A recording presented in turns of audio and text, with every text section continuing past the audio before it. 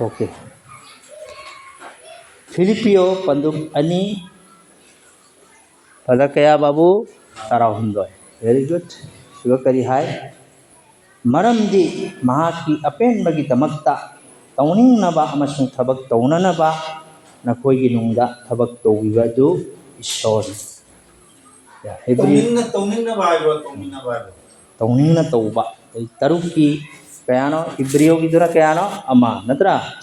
Maram Maduna Kristagi Maramda, Han Batambiva Singadu, Tadokuna, the Koi Mapung Mari Habarum the Satkatsi, Han Batambiva Sing Haivadi, a Shiva Tabaktagi, Puming Home Magi Maramda, the Show Tajabagi Maramda, Hai Matang La, Shampoki Bagi Maramda, Put Tamagi Maramda, Shiva the Hingatagi Maramda, Amasung Lo Manai the Ba, Wayan Maramda. Tambibagi Jumpamamuk and a tone when she. The Shonabu Yabiravati, Equinamasi, Taugani, Maroina Pena, Hotel Taudo said, he will 6 months with you and it is down. And I say, Equi Shastragi Sharuksina, Equida Karitaki, I say, Equi topic share, moving on from spiritual infancy. I would say, Hawaii, Marisi, the Mak. Angang oy duna leiba nataduna mapung phabaromda chawkhatsi koi amam hengatsi haibagi wari ko ai telabna wari mai hai ge mayamda koi cycle se angang sing kona cycle tambi natra thau tambi kudamoina history se ma cycle thau ba hai bese sahi kayam changno ani ahum ma chang Tambi sa koi full otha base ma suang ang hide na angang amana cycle thauba hawalapa matamda koi kai tawi moi kayarak tusilli jaikhai bele thomgai bele dakta bele ki thopale adu ha moi loi phangna do ni sigi ko makoi adu dei ka tawre matam khane moi tare ture adu mak practice se moi tawra kari tawre kangkhalai thajabe hengalai koi ilai na Kanamata gi mateng yaw na mo thauba ngam natra ang sins masisu sap manana koi amamamda koi krisan gi punsi da su ko sap mane asis koi na haibati ahan bada no na thaja ba he thawal ko matamda koi su kai rami spiritual baby no na pokwa ngang su natra They say every believer, koi maksune koi na have thaja pada kai tawi koi Christian kunsi se spiritual infants. Thawai bu ena koi se angang umna mak aurak tori bane. Kana so angang wajan ahlu ere ka leiti natra. Koi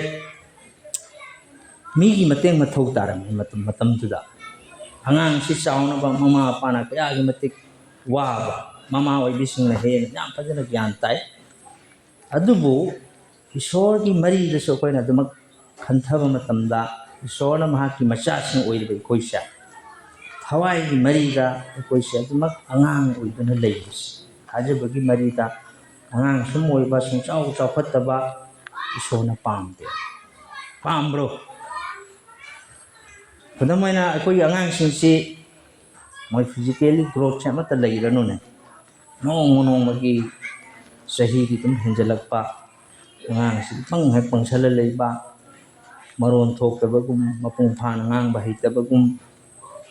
asi oirdi mama pa koi thamo je su yam tina awa ba le ngang si chawkhat taba matam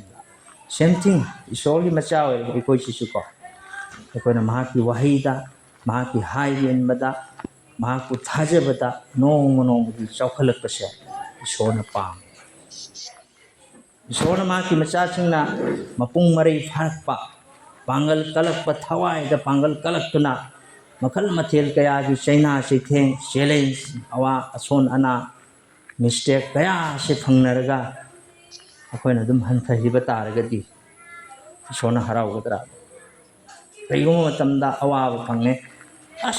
sona ingon smai awa pi se kayo no ikana te le thoku ya the same thing akoi se sona matam puna te tawi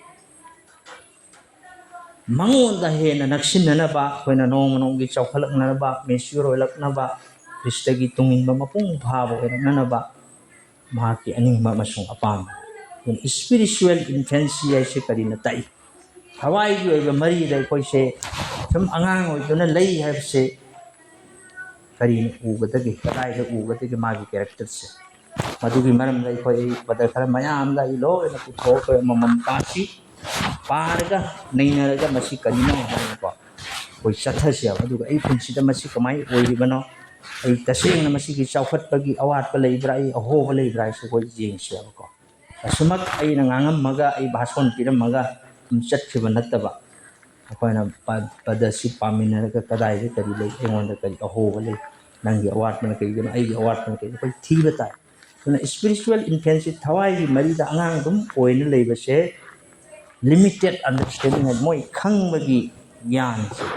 ꯌꯥꯝꯅ ꯋꯥꯠꯂꯦꯕ ꯃꯣꯏꯗ ꯑꯀꯛꯅꯕ ꯑꯣꯏꯅ ꯂꯩꯒꯅꯤ ꯑꯗꯨꯝ ꯀꯅꯥꯒꯨꯝꯕ ꯑꯃꯗ ꯑꯗꯨꯃꯛ ꯇꯥꯡꯖꯕꯅꯦ ꯑꯗꯨꯗꯒꯤ ꯑꯩꯈꯣꯏꯒꯤꯏꯂꯥꯏ ꯂꯥꯏꯅꯁꯨꯀꯣ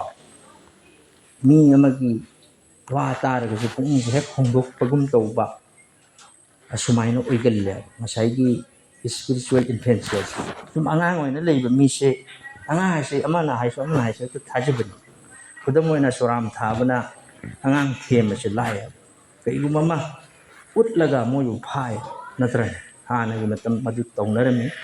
ꯍꯧꯖꯤꯛꯁꯨ ꯑꯗꯨꯁꯨ ꯁꯨꯝ ꯊꯥꯔꯤꯕꯅꯤ ꯁꯤ ꯃꯔꯛꯁꯤꯗꯁꯨ ꯑꯗꯨꯅ ꯊꯋꯥꯏꯒꯤ ꯑꯣꯏꯕ ꯃꯔꯤꯗꯁꯨ ꯑꯩꯈꯣꯏꯁꯦ ꯑꯉꯥꯡ ꯑꯣꯏꯔꯕꯅꯤꯅ ꯑꯃꯅ ꯍꯥꯏꯁꯨ ꯇꯥꯅꯤ ꯑꯃꯅꯁꯨ ꯍꯥꯏꯅꯁꯨ ꯇꯥꯔꯅꯤ ꯑꯗꯨ ꯑꯩꯈꯣꯏꯁꯦꯏꯂꯥꯏ ꯂꯥꯏꯅ ꯂꯥꯡꯗꯁꯨ ꯊꯨꯕ ꯌꯥꯏ ꯑꯗꯩꯗꯤ ꯑꯩꯈꯣꯏ ꯏꯂꯥꯏ ꯂꯥꯏꯅ ꯀꯔꯤ ꯑꯋꯥꯕ ꯂꯥꯛꯄ ꯃꯇꯝꯗ ꯑꯩꯈꯣꯏꯁꯦ ꯗꯤꯁꯀꯔꯦꯖ ꯑꯣꯏꯔꯅꯤ ꯄꯨꯛꯅꯤꯡ ꯍꯟꯊꯔꯅꯤ ꯍꯥꯏꯕꯀꯣ ꯑꯗꯒꯤ ꯊꯋꯥꯏꯒꯤ ꯃꯔꯤ ꯆꯥꯎꯈꯠꯄꯒꯤ ꯃꯇꯥꯡꯗꯁꯨ ꯃꯤꯉꯣꯟꯗ ꯍꯦꯛ ꯇꯥꯡꯖꯕꯒꯨꯝꯕ ꯀꯣ ꯍꯣꯏ ꯑꯩꯈꯣꯏꯅ ꯇꯝꯕꯤꯕ ꯄꯥꯁꯇꯔ ꯑꯃ ꯑꯣꯏꯅ ꯅꯠꯇ꯭ꯔꯒꯅ ꯏꯁꯣꯔꯒꯤ ꯃꯅꯥꯏ ꯑꯃ ꯑꯣꯏꯅ ꯑꯩꯈꯣꯏꯅ ꯇꯝꯕꯤꯕꯁꯤ ꯑꯩꯈꯣꯏ ꯌꯥꯎꯁꯤꯡꯕꯨ ꯇꯝꯕꯤꯕꯗꯤ ꯇꯉꯥꯏ ꯐꯗꯦ ꯇꯧꯒꯗꯣꯔꯤꯕꯅꯤ ꯑꯗꯨꯕꯨ ꯑꯩꯈꯣꯏꯅ ꯍꯥꯏꯗꯤ ꯃꯇꯝ ꯑꯌꯥꯝꯕꯗ ꯑꯩꯒꯤ ꯊꯋꯥꯏꯒꯤ ꯃꯔꯤ ꯆꯥꯎꯈꯠꯅꯕ ꯃꯤꯉꯣꯟꯗ ꯇꯥꯡꯖꯗꯨꯅ ꯂꯩꯕ ꯌꯥꯗꯦ ꯑꯩ ꯏꯇꯣꯝꯇ ꯆꯥꯎꯈꯠꯄ ꯃꯊꯧ ꯇꯥꯏ ꯑꯗꯨꯅ ꯑꯩꯈꯣꯏ ꯃꯌꯥꯝꯅ ꯈꯟꯕ ꯌꯥꯏ ꯑꯩꯈꯣꯏ ꯑꯃꯃꯝꯁꯨ ꯋꯥꯈꯜ ꯇꯧꯕ ꯌꯥꯏ ꯀꯔꯤꯅꯣ ꯍꯥꯏꯔꯒꯀꯣ ꯑꯩꯗꯤ ꯍꯧꯖꯤꯛꯁꯦ ꯏꯁꯣꯔ ꯊꯥꯖꯔꯦ ꯑꯩ ꯈ꯭ꯔꯤꯁꯇꯥꯟ ꯑꯣꯏꯔꯦ ꯏꯁꯣꯔꯒꯤ ꯃꯆꯥ ꯑꯣꯏꯔꯦ ꯑꯩ ꯁꯣꯏꯗꯅ ꯅꯣꯡꯃ ꯁꯤꯔꯒꯅꯦ ꯑꯩ ꯁꯔꯒ ꯆꯠꯂꯅꯤ ꯃꯁꯤꯅ ꯂꯣꯏꯔꯦ ꯑꯇꯩ ꯀꯔꯤ ꯇꯧꯅꯤꯡꯉꯥꯏ ꯂꯩꯒꯦ ꯍꯥꯏꯕꯁꯨ ꯌꯥꯏ ꯅꯣ ꯃꯗꯨ ꯂꯥꯜꯂꯤ ꯑꯩꯈꯣꯏ ꯑꯗꯨꯃꯥꯏꯅ ꯈꯟꯗꯨꯅ ꯂꯩꯕ ꯌꯥꯗꯦ ꯍꯥꯏꯔꯤꯕ ꯃꯤꯁꯤꯡꯁꯤꯅ ꯃꯣꯏ ꯀꯔꯤ ꯇꯧꯒꯦ ꯍꯥꯏꯕ ꯃꯇꯝꯗ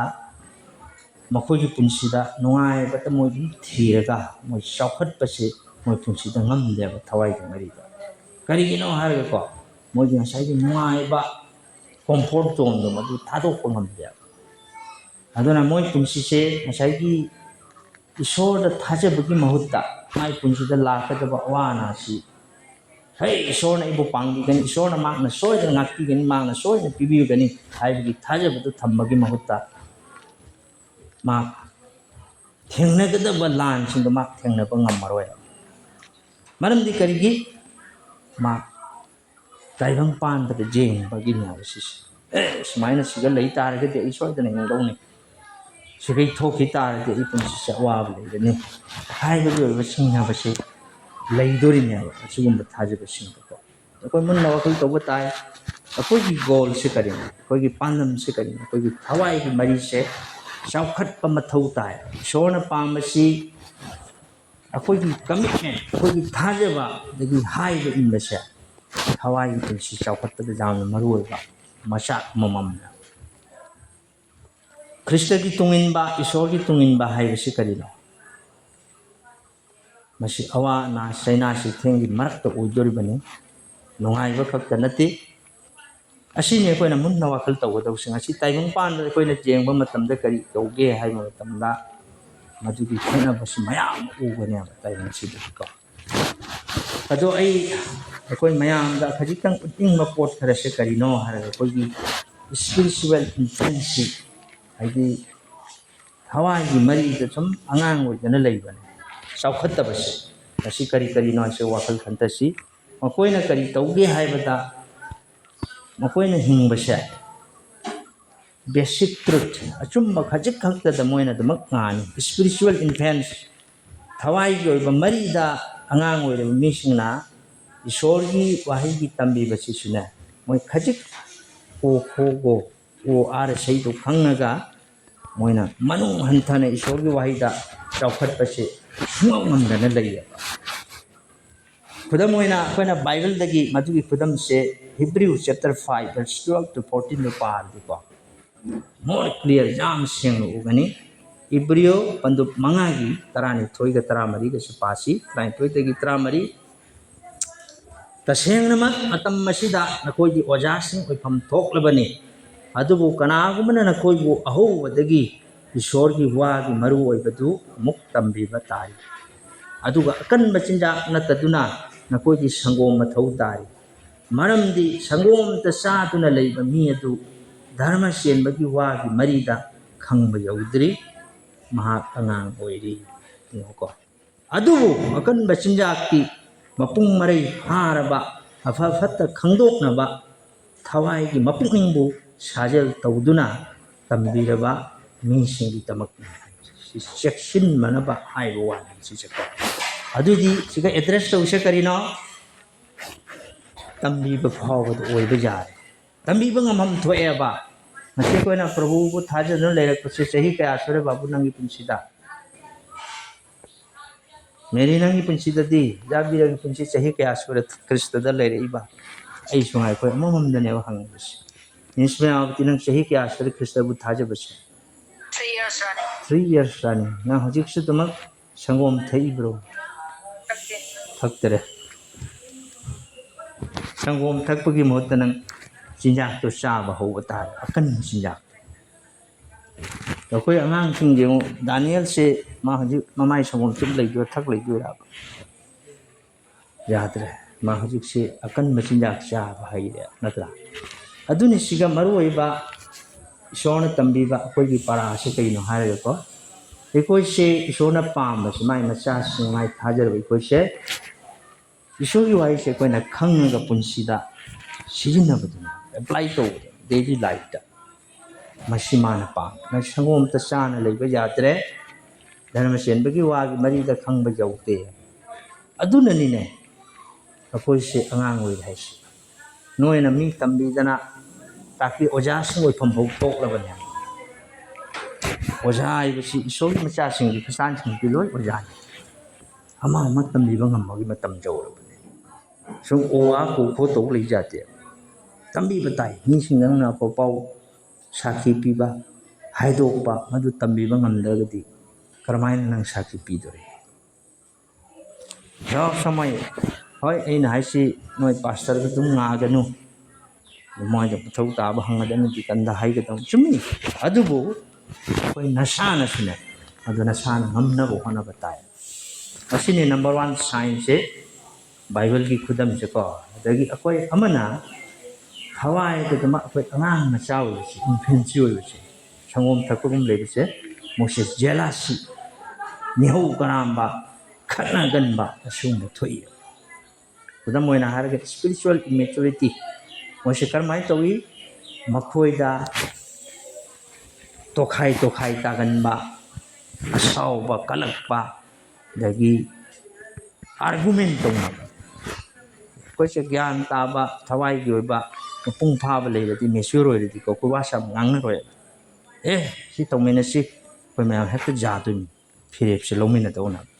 ji amta pa si ko si Corinthian gi singlup ta na si thoi ya moi pin si ta mai Corinthian gi singlup ta ko an Corinthian pandu ahungi pada ama dagi ahun tang pas First Corinthians chapter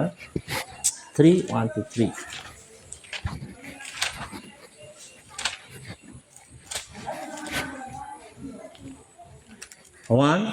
First Corinthians chapter 3 1 to 3 isilinaw sa ay na nakoida thawai gi oiba mi da ngang gum na ngang ngang de adubo ay na nakoi gi haksang gi oiba mi da ay di Krista da angang oiri mi da ngang gum na ngang ki ay na nakoi bu sangom pijare akan bachinjak pijate maram di matam adu da su nakoi na lawsi mangam lamde aduga hojik phaw basu nakoi ngamdri hojik phaw nakoi haksang gi mi oiri nakoi gi narakta kalakpa khatnaba amasung tokhai tanaba lei nakoi haksang gi oiba mi amasung miyoi gi machat matungin na chatpa mi natra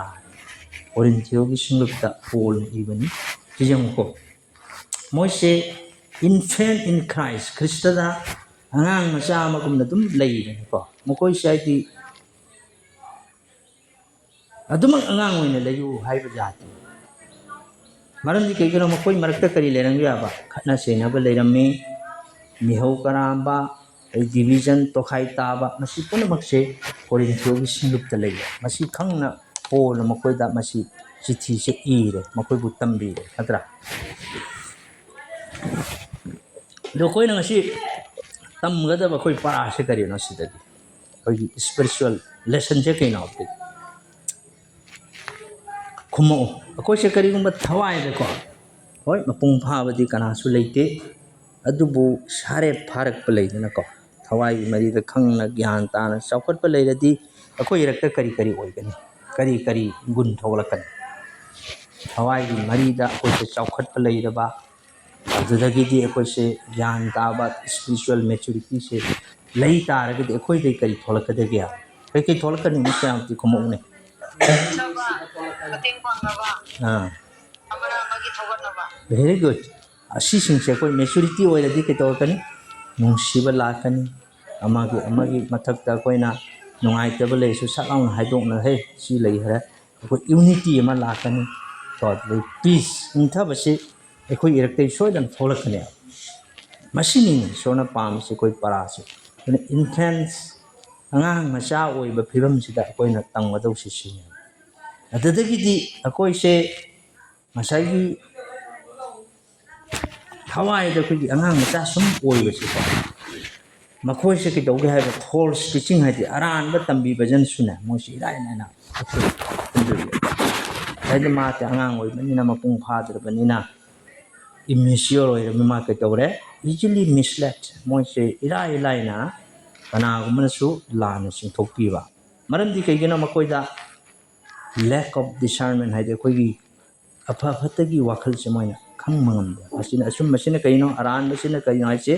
ꯈꯪꯕ ꯉꯝꯗꯕ ꯑꯃꯁꯨ ꯂꯣꯏ ꯆꯨꯝꯕ ꯑꯩꯈꯣꯏ ꯅꯤꯡꯕꯅꯦ ꯀꯔꯤꯒꯤꯅꯣ ꯃꯔꯨꯑꯣꯏꯕ ꯄꯣꯠꯁꯦ ꯏꯁꯣꯔꯒꯤ ꯋꯥꯍꯩꯒꯤ ꯃꯅꯨꯡꯒꯤ ꯑꯣꯏꯕ ꯑꯊꯨꯞꯄꯗꯃꯛ ꯒ꯭ꯌꯥꯟ ꯇꯥꯗ꯭ꯔꯦꯕ ꯃꯗꯨꯅ ꯑꯣꯏꯔꯤꯕꯅꯤ ꯑꯦꯐꯤꯁꯥ ꯄꯟꯗꯨꯞ ꯃꯔꯤꯒꯤ ꯇꯔꯥꯃꯔꯤꯁꯦ ꯄꯥꯁ Ephesians chapter 4 verse 14 4ꯒꯤ 14 Ephesa ꯃꯔꯤꯒꯤ ꯇꯔꯥꯃꯔꯤ ꯃꯔꯤꯒꯤ ꯇꯔꯥꯃꯔꯤ ꯀꯔꯤ ꯍꯥꯏꯒꯦ ꯌꯦꯡꯉꯨ ꯑꯗꯨꯅ ꯏꯊꯛꯅ ꯑꯃꯁꯨꯡ ꯃꯈꯜ ꯃꯈꯜꯒꯤ ꯇꯝꯕꯤꯕꯒꯤ ꯅꯨꯡꯁꯤꯠ ꯈꯨꯗꯤꯡꯃꯛꯅ ꯀꯣꯏꯄꯨ ꯄꯨꯕ ꯑꯃꯗꯤ ꯃꯤꯁꯤꯡꯒꯤ ꯇꯥꯠ ꯃꯔꯩ ꯃꯔꯥꯗ ꯑꯃꯁꯨꯡ ꯅꯝꯊꯥꯛ ꯇꯧꯅꯕ ꯈꯨꯖꯤꯟ ꯊꯧꯔꯥꯡꯗ ꯑꯩꯈꯣꯏꯅ ꯑꯄꯤꯛꯄ ꯑꯉꯥꯡꯒꯨꯝ ꯑꯃꯨꯛ ꯑꯣꯏꯔꯣꯏꯗꯕꯅꯤ ꯌꯦꯡꯉꯨꯀꯣ ꯑꯄꯤꯛꯄ ꯑꯉꯥꯡꯒꯨꯝ ꯑꯣꯏꯔꯣꯏꯗꯕꯅꯤ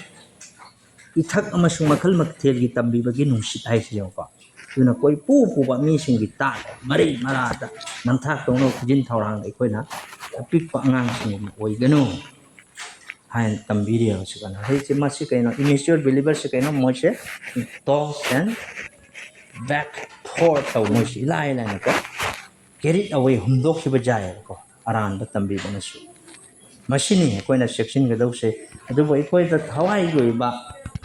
ꯒ꯭ꯌꯥꯟ ꯇꯥꯕ ꯑꯩꯈꯣꯏ ꯇꯪ ꯇꯥꯕ ꯂꯩꯔꯗꯤ ꯆꯨꯝꯗꯕ ꯈꯪꯕ ꯉꯝꯃꯗꯤꯀꯣ ꯅꯪꯉꯣꯟꯗ ꯗꯁꯥ ꯑꯣꯏꯔꯁꯨ ꯅꯪ ꯑꯩꯅ ꯂꯦꯡꯉꯣꯏ ꯍꯥꯏꯕ ꯃꯤꯅ ꯅꯪꯕꯨ ꯐꯅ ꯃꯑꯣꯡꯗ ꯊꯦꯝꯗꯣꯛꯀꯦ ꯍꯥꯏꯔꯁꯨ ꯅꯪꯅ ꯑꯩ ꯑꯆꯨꯝꯕꯁꯤꯗ ꯑꯗꯨꯝ ꯂꯦꯞꯄꯅꯦ ꯂꯦꯞꯈꯤꯗꯧꯅꯦ ꯍꯥꯏꯕ ꯏꯁꯣꯔꯒꯤ ꯋꯥꯍꯩꯗꯣ ꯑꯗꯩ ꯑꯃꯅꯀꯣ ꯁꯤ ꯄꯣꯠꯁꯦ ꯑꯩꯈꯣꯏ ꯂꯣꯏ ꯈꯪꯗꯕ ꯌꯥꯗꯦ ꯑꯗꯨꯅꯅꯦ ꯑꯩꯅ ꯃꯌꯥꯝꯗ ꯖꯁ ꯈꯔ ꯑꯦꯛꯁꯄꯣꯖ ꯇꯧꯁꯦ ꯈꯪꯍꯜꯂꯤꯁꯦꯀꯣ ꯑꯩ ꯁꯦꯜꯐ ꯁꯦꯟꯇꯔ ꯑꯩꯈꯣꯏꯒꯤ ꯏꯁꯥꯒꯤ ꯑꯣꯏꯕ ꯋꯥꯈꯜꯁꯦ ꯑꯗꯨꯃꯛ ꯈꯟꯅ ꯂꯩꯕꯅꯦꯕ ꯉꯁꯥꯏ ꯑꯉꯥꯡ ꯃꯆꯥ ꯊꯋꯥꯏꯒꯤ ꯃꯔꯤꯗ ꯑꯉꯥꯡ ꯑꯣꯏꯔꯗꯤ ꯀꯩꯗꯧꯔꯦ spiritual ꯏꯟꯐꯦꯟꯁ tends to focus only on their own needs and desire ꯃꯁꯥꯒꯤ ꯑꯅꯤꯡ ꯑꯄꯥꯝꯕ ꯃꯗꯨꯇ ꯃꯥ ꯊꯤꯗꯧꯅꯤ ꯑꯩ ꯀꯃꯥꯏꯅ ꯇꯧꯔꯒ ꯑꯩ ꯃꯁꯤ ꯑꯣꯏꯒꯅꯤ ꯑꯩ ꯀꯃꯥꯏꯅ ꯇꯧꯔꯒ ꯑꯩ ꯃꯁꯤ ꯐꯪꯒꯅꯤ ꯃꯁꯤ ꯑꯉꯥꯡꯁꯤꯡꯒꯤ ꯈꯨꯗꯝ ꯎꯔꯤꯗꯅꯀꯣ ꯑꯩꯈꯣꯏ ꯑꯉꯥꯡꯁꯤꯡ ꯑꯩꯈꯣꯏ ꯏꯆꯥꯁꯤꯡ ꯂꯣꯏꯅ ꯂꯩꯕꯅꯤꯅ ꯑꯩꯈꯣই ꯈꯪꯉꯛꯏ ꯑꯉꯥꯡꯁꯤꯡꯁꯤꯅ ꯄꯥꯝꯕꯁꯤ ꯀꯔꯤꯅꯣ ꯃꯣꯏ ꯑꯅꯤꯡꯕ ꯇꯧꯕꯁꯤ ꯃꯣꯏ ꯌꯥꯝ ꯍꯔꯥꯎꯏ ꯍꯥꯏꯐꯦꯠ ꯆꯥꯎꯔꯁꯨ ꯕꯦꯂꯨꯟ ꯂꯩꯌꯨ ꯍꯥꯏꯒꯨꯝꯅꯦꯕ James chapter 4 1 to 3 ꯗ ꯌꯦꯡꯉꯨ James ꯌꯥꯀꯣꯕꯀꯤ ꯂꯥꯏꯔꯤꯛꯇ Jamesꯇ ꯌꯦꯡꯁꯤꯀꯣ Jacob James if you found someone just amta hangdo Jacob Mari amate om chigeng nakoi gi narakta khatnaba masung jetnaba du rai gi lakpano nakoi gi haksang gi kayat manungda lan soknariba nakoi gi apam masing adudagi lakpa natra nakoi na pami adubu phangde nakoi na mi hatli nakoi na kalai adubu phangmangamde nakoi na khatnai masung jetnai adubu nakoi gi leite maramdi nakoi na nijade nakoi na ni masung phangde maramdi nakoi na pungin sumdana ni adudi nakoi na apam masing aduda sijinanarabani ahum khakni ko 1 2 3 jemu ko adu ina tarabadi siga ulli base karin selfish desire ko isagi oiba aningba isagi apam ta thiba maduna kari kari conflict oirakani akaya toy amang ata adumak thoktori ba aduna koi thawai yoina lesson je koi kari tamme koina tangmuda parasi kari dui tarabadi akoi se thawai yoina koi se mature oire hare gi hujiki lamchat che koi dagi mang khine isagi oijaba thiba namthak toba natro asi maram nani akoi manung da lan soknaris pam sing adu lai ba natra hin hangdrene nakoi na pam edu phangde nakoi na mi hali nakoi na kalai adu phangde nakoi na khatnai masung jetnai koi gi leite mandi nakoi na nijate ni rasu kari adu phangde nakoi na pungin sumdana ni apam masing adu da sijin na bai damakta aduna disi mapung phada ba thawai gi mari da angang macha gum dum leibakine ngasi koi thawai da mapung phara ba haibati ko chawkhat ba oi tar gi spiritual maturity che kari oirani tu je koi se thawai gi oina koi se koi singlup se kudam oina haisi koi se chawkhat le se kari na kudam pi gani koi amana mabu pyar tawna gade natra amana magi awa ku uni kadai koi khangmin gani desa phim da or su heis ma si phim si oi ne koi ngapi ga dawni khangbi ga dawni haiba ma tangkak ama lei dawne ba dadi koi na Prabhu Seva to wa sigi marakta oi dawne spiritual maturity hek lei ba matamda koi si soi na lakson adai last masima jeng si ko koi se thawai gi mari sawhat na bagi damakta asai gi infant oi riba thawai gi mari da angang macha odum oiduna lei bi mi sing ke tawai mo gi masagi thawai gi mari sawhat pe mari des mi on dum tangjaba my personal relationship se isor ga leimina bagi pot mo de ilai leganda ban ko asai gi moina kari da tangjagani immature believer moina haji adumak mo se pijaba mathau tai niti gi sangom thapicha akoi angang se phana chaur se sum cha indi ban adai phim da lei ba ya de koi thawai da isor gi macha ko se ko maru oina gari tau ga mo se dum inna lei ta chi ka dore thawai gi mari se mo se saukhat pangam maroi mo se hobi chokoi tambi ko thau tai feeding to na thau tai no kuda mo na hebrew sing di thaje ba sing ke kari yen ko hebrew 5:12 ta tong pau more clear ya amna seng na urani 5:12 to si kari hai na sai chu pa hare ta seng namak matam masi dana ko di oja sing ko thum thok labani aba adu kanauna na ko ba ho wadagi isor gi wa gi maru oi do amuk tambi ba tari adu akan machinja na taduna na ko di sangom mathau tari dum sangom thak na lei madu di chadra kham aduna masi kari tawba ta ba ke koi chawkhat na ba gi damak sangom sigi khudam se kari na sangom thak pa se meri kari hai sangom thak liba angang se kari kari mathau tai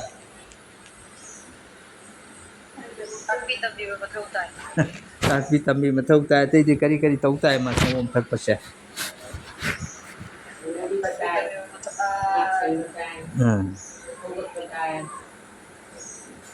moi se ngasai gi elementary foundation se teaching se dum mathau tai natra ngasai akan ba chinjak chara ba solid food moi se kari tauni moi khoi oina di moi se manung hanthana wakhal tare khange makan ba chinjak cha bangame moida ꯇꯝꯈꯤꯕ ꯄꯣꯠꯇꯣ ꯃꯈꯣꯏꯅ apply ꯇꯧꯕ ꯉꯝꯃꯤ ꯃꯤꯁꯤꯡꯕꯨꯁꯨ ꯅꯣꯏꯅ ꯇꯥꯛꯄꯤ ꯇꯝꯕꯤꯕ ꯉꯝꯃꯛꯑꯅꯦꯕ ꯅꯠꯇ꯭ꯔꯅꯦꯕ ꯏꯁꯣꯔꯅ ꯄꯥꯝꯕꯗꯣ ꯑꯗꯨꯅꯦꯕ ꯑꯩꯈꯣꯏꯁꯦ ꯁꯨꯝ ꯁꯪꯒꯣꯝ ꯊꯛꯇꯅ ꯂꯩꯕꯗꯣ ꯅꯠꯇꯕ ꯑꯁꯤꯅꯤ ꯑꯗꯨꯅ ꯉꯁꯥꯏꯒꯤ ꯏꯁꯄꯤꯔꯤꯆꯨꯋꯦꯜ ꯏꯟꯐ꯭ꯂꯨꯌꯦꯟꯁ ꯍꯥꯏꯁꯦ ꯉꯁꯥꯏꯒꯤ ꯊꯋꯥꯏꯒꯤ ꯃꯔꯤꯗ ꯑꯉꯥꯡ ꯁꯨꯝ ꯑꯣꯏꯕꯁꯦ ꯀꯔꯤ ꯀꯧꯏ ꯑꯗꯨꯃꯛ ꯄꯥꯔꯃꯥꯅꯦꯟ ꯑꯣꯏꯅ ꯃꯈꯣꯏꯕꯨ ꯅꯣꯏ ꯑꯩꯈꯣꯏꯅ ꯐꯤꯠ ꯇꯧꯔ ꯂꯩꯕꯗꯤ ꯌꯥꯔꯔꯣꯏꯕꯀꯣ ꯏꯁꯣꯔꯅ ꯑꯩꯈꯣꯏ ꯄꯨꯝꯅꯃꯛꯁꯦ ꯑꯉꯥꯡ ꯑꯣꯏꯅ ꯂꯩꯕ ꯌꯥꯗꯦ ꯃꯥꯅ ꯄꯥꯝꯃꯤꯕ ꯑꯩꯈꯣꯏ ꯄꯨꯝꯅꯃꯛꯁꯦ ꯆꯥꯎꯈꯠꯂꯛꯄ ꯄꯥꯝꯃꯤ ꯑꯩꯈꯣই ꯃꯦꯆ꯭ꯌꯨꯔ ꯑꯣꯏꯔꯛꯄꯁꯦ ꯃꯥꯅ ꯄꯥꯝꯃꯤ ꯑꯩꯈꯣꯏ ꯐꯤꯂꯤꯄꯤꯌꯣ ꯄꯟꯗꯤꯠ 2:19 ꯑꯃꯨꯛꯇꯪ ꯑꯩꯈꯣꯏ ꯅꯤꯡꯁꯤꯡꯁꯤ ꯑꯃꯨꯛꯀ ꯍꯟꯅ ꯄꯥꯁꯤ Philippians chapter 2 verse 13 2:19 ko masaysu parabani amukka handana pasi maramdi mahaki apenbagidamagta tauningnaba masing thabak taunanaba nakoygi nungda thabak taubiba adu isorni mahaki apenbagidamagta tauningnaba amasing thabak taunanaba nakoygi nungda thabak tauribado kanano madu isorne natra adu oiba taragadi masi Paul na ko maki maruk sing the Philippi the leiba singlupta man encourage to thongna pi de se karino masigi wai si loina na koi punamak ta suna se kari hai na koi gi aran khomado thabak ta ontho u hai ban continue to work out your salvation with fear and trembling hai for it is God who works in you to will and to act according to his purpose. Isona ko da pikiba aran pomsa. Masa ko thabak ko na sizinabado ni isona panos. Aduna masida hai se mana sai po na hai se kari. Ako se ai isor gi ni thole ba ka sang ba se. Afaba thabak thau tai. Hai natia somda wahan se handu natia. Mana di Sorry, no thought upon any single kari. Paul was not saying that people enter God's kingdom by doing good works. I don't know. Apaba thabak to wagi mapana, if an aran from thabak to nate, at the Han, I call Matau Karam Nako. Tamak Chivato. The Shon I call Bo Yabi Chivato. Not I call you Portna, I call you Apaba Tabak Natia, Mahaki Tausan. Adubu. Paul masida hai se kaino koi chi Christian na moina sogi macha moina koina sauhalakpa akoi se kari gi damak to man kan biri bes sona ko pape kan biri se kai gi no siraga taibung pulsi loira sarga channa bai ro sarga khakta phangna bai Christian la ba koi bos natti akoi na se man hai di pam se pramom na saukhatpa aduga jisugi mong to lorok ko punsigi man pams adudi natragana ai siraga tayong pan punsi loi Christian loire to sarga chatani ai bagi Christian du natia man matung inba tung inba aduni isona pan busuka Christagi tung inba no Christian mo na ko ke to batai isogi nungsi bata chatpa aduga Paul masida amuk ko holle bise kari we must make any effort to grow in our faith ꯑꯩꯈꯣꯏꯒꯤ ꯊꯥꯖꯕꯗ ꯆꯥꯎꯈꯠꯅꯕ ꯍꯣꯠꯅꯕꯁꯦ ꯅꯪ ꯏꯁꯥ ꯏꯁꯥꯒꯤ ꯊꯧꯗꯥꯡꯁꯨ ꯃꯊꯧ ꯆꯪꯏ ꯅꯆꯥꯗꯣ ꯏꯆꯥꯗꯣ ꯑꯩꯈꯣꯏꯅ ꯄꯣꯛꯊꯣꯛꯑꯒ ꯇꯝꯕꯤ ꯇꯥꯛꯄꯤꯔꯅꯨ ꯑꯗꯨꯝ ꯃꯥ ꯃꯇꯨꯡ ꯆꯥꯎꯖꯔꯛꯀꯅꯤ ꯑꯗꯨꯝ ꯍꯩꯖꯔꯛꯀꯅꯤ ꯍꯥꯏꯔ ꯊꯝꯃ ꯍꯩꯔꯛꯇꯣꯏꯔꯣ ꯆꯥꯎꯔꯛꯇꯣꯏꯔꯣ ꯆꯥꯎꯔꯣꯏ ꯑꯩꯈꯣꯏ ꯏꯁꯥꯅꯁꯨ ꯏꯐꯣꯔꯠꯇꯣ ꯃꯊꯧ ꯇꯥꯏ ꯊꯥꯖꯕꯒꯤ ꯃꯔꯤꯗ ꯑꯩꯈꯣꯏ ꯆꯥꯎꯈꯠꯀꯦ ꯃꯄꯨꯡ ꯐꯥꯒꯦ ꯍꯥꯏꯕ ꯇꯥꯔꯕꯗꯤ ꯑꯩꯈꯣꯏ ꯏꯁꯥꯅ ꯏꯁꯥꯁꯨ ꯍꯣꯠꯅꯕ ꯇꯥꯏ ꯉꯁꯥꯏꯒꯤ infant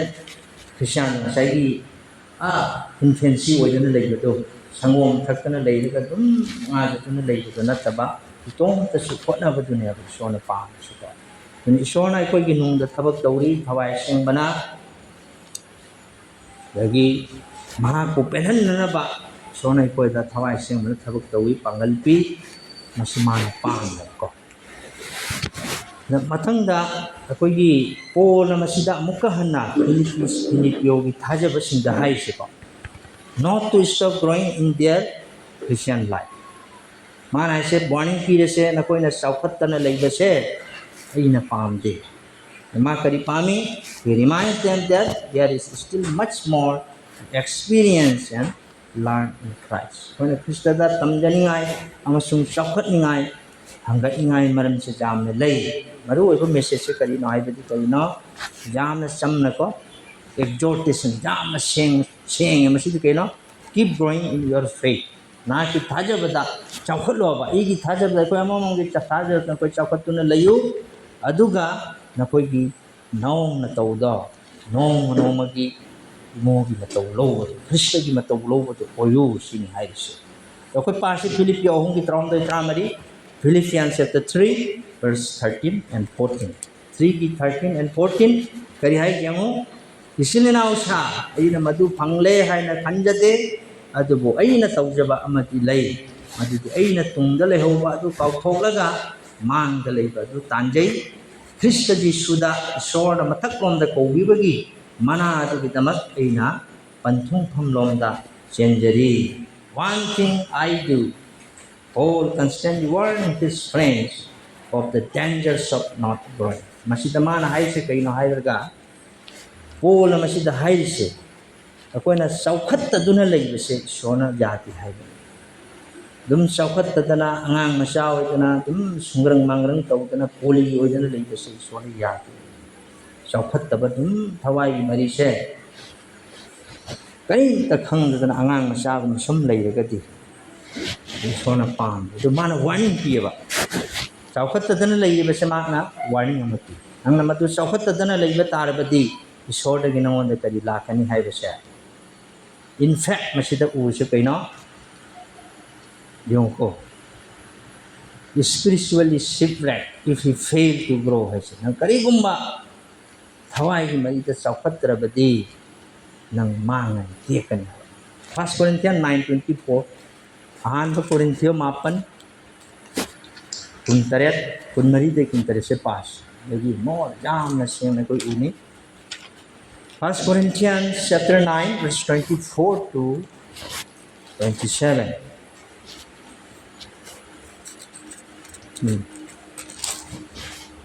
lamjen tanabada mi pumnamak na sel adu mi amatana mana phangi haiba na koi na khangda na koi na mana phangna ba selu Sanaroi kudimang namaram po na magtamasa kudung sali, makoy na mang magyaba luhub at upang na ba, honay adubo ikoy na di mang roy ba, mang laroy taba luhub pang na ba tawli ba ni. Maram mato na pantung pang da ba mi na siyan magum na ina siyan ba nate, maha da jay ba mi magum na ina sok na ba nate, adubo ay na ato pa mising da sandok la ba. Matung da ay isang itiksa da ba koy na ba, ay na igihagsang bu serak pito na, ay ikha po hali. So na po yung one thing I do. Man hay siya. Maka ikaw siya. Spiritually shipwrecked. Kung kari kong mathaway ni Marida, kudong tiba sa kataba lay batara ba di. Isodagi awa ba siya rakle. Po na ya mamatam na kari warning tiba siya. Ay koy po na magta mas magpang sinda about the danger of not growing in their faith. Because he had a second but Saukhat the boy, but he saw the Sarah Platon. He even said that he feared becoming spiritually shipwrecked. Hawaii Marida, Musi Siba Pokaiba, Masi Orectorina. If he stopped growing, Karigumamana Saukhat Pachetok Patarabadi, Atopo Hiram the Harga, he believed that if he failed to keep growing spiritually, Hawaii Marida Kariguma had Saukhat Patarabadi. Mahasya kari gani, his Christian life could be serious damage gani. Mahaki thaja bagi punsi do, kisani punsi se ekdam amang ata oirak kani hama sung thogla kani. Jadi nasi aku ina siali balamjen se karam balamjen. Paul na hari se sini apa. Paul na mak masamak mak orang taure, mah siali balamjen se ni pun mak loh siali, ni mata na mana phangi hai na koi na khandra, natra, na koi na mana phang na basiali, mana phang na basiali bro. Sanaroi kuding maram pura tamasa do tum challe ibu masi tayong pan man sielo lamjen kaino mang jaba luho atu phangna makoi na silia adubu ikoi na ti mang la roi da luho atu phangna ba tawi bani se koi na kauro da ba pose karino haraga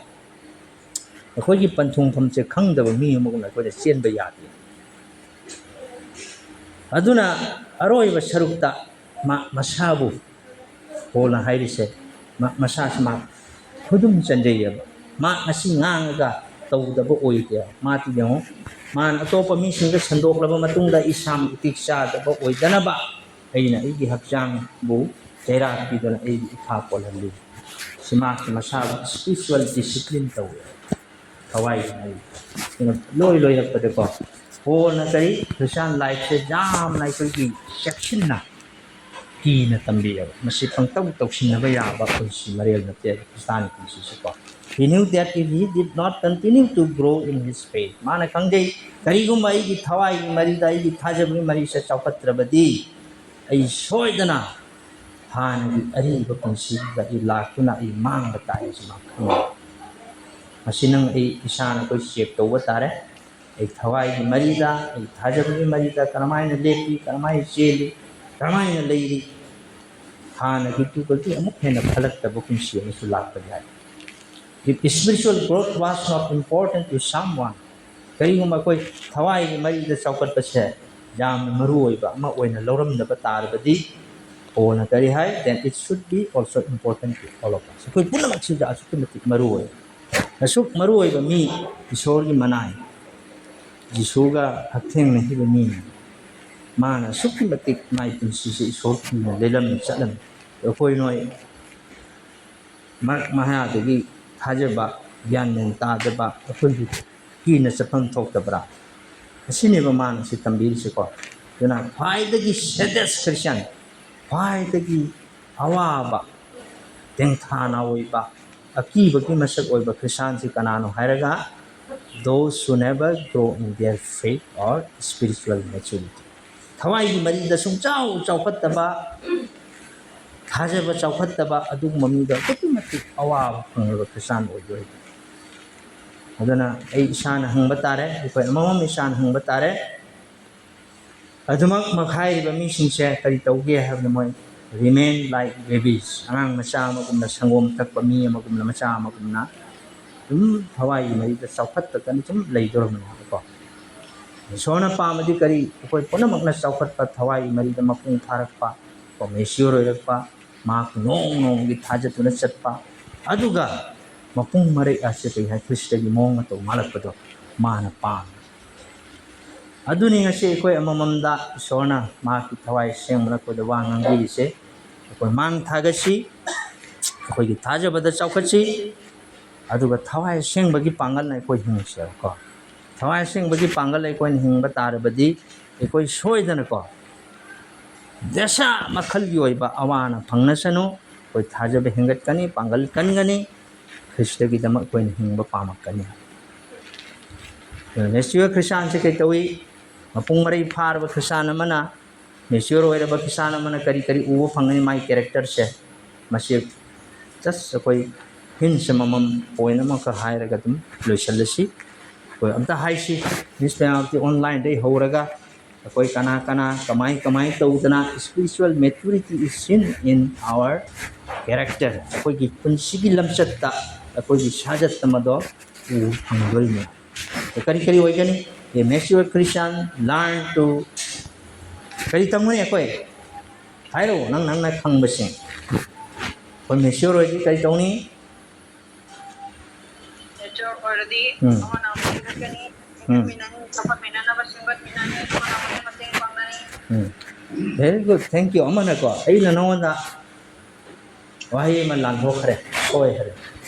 nang dum thamoi so lei gedro